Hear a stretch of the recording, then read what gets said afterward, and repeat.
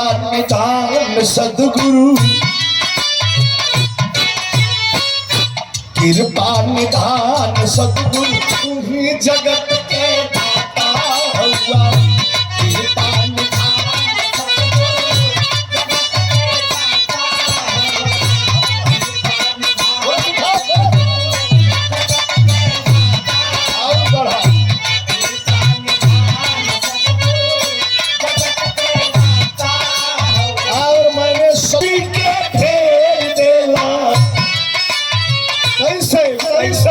दुर्योधन के जब भीम जी कहला कि सुना हो मार के तो जंघा तोड़ दे द्रौपदी के जंघा पर बैठावे कहले रहला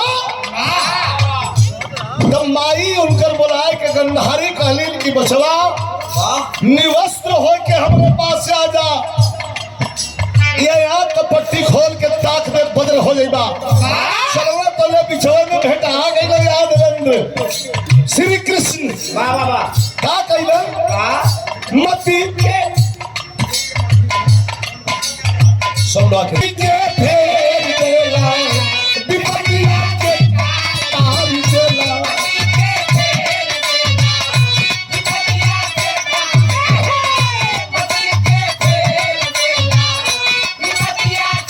हमारे बारे में भैया भट्टा मालिक सलेमपुर बढ़ाई पंचम यादव जी 1000 रुपया पुरस्कार प्रदान कैलन है ये लाइन पर बार प्रभु मति के फेर देला विपतिया के तार देला श्री सद्गुरु श्री भगवान सद्गुरु ही जगत के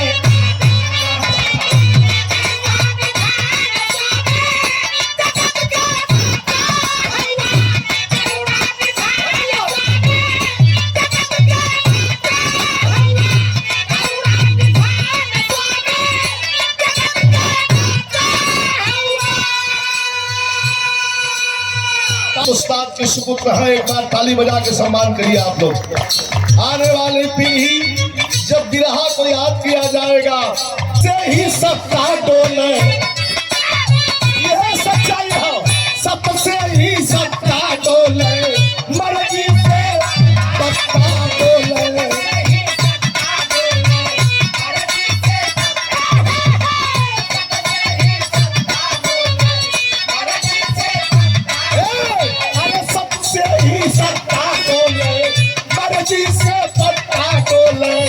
जानला जहान सद्गुरु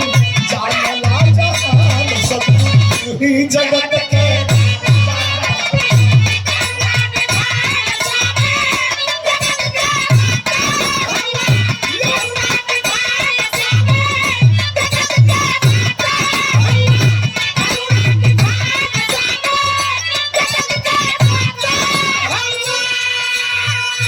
शानदार सुन के तेरी अरे भगत के सुन के तेरी तरीका तैयार तेरी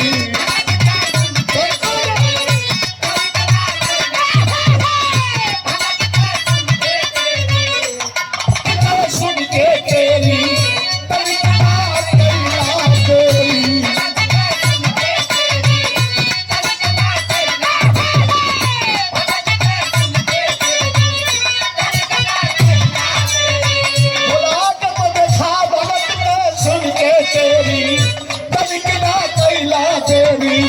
रखले हला पाग सद्गुरु रखला सम्मान समझा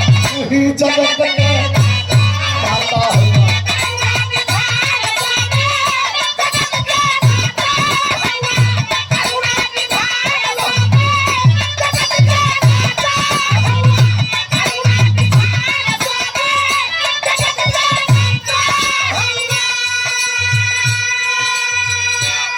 एक लाइन भजन का बड़ी सुंदर आखिरी लाइन ई कौन लाइन बात ई देखल गल हो पढ़ल गल हो का अरे भगता विदुर घर गईला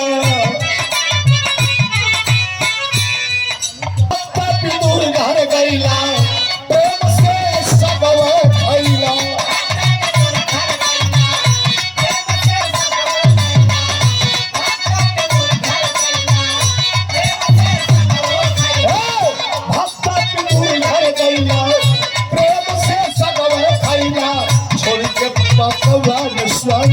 छोड़ के पापा